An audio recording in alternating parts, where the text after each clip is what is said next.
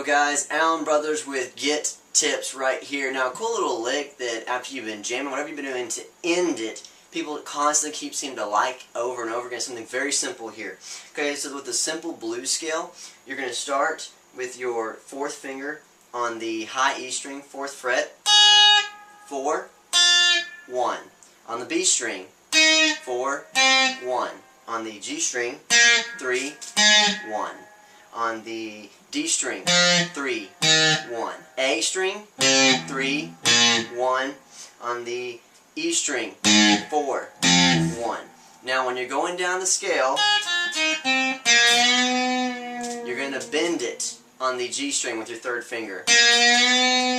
So now when you do that, it sounds something like this.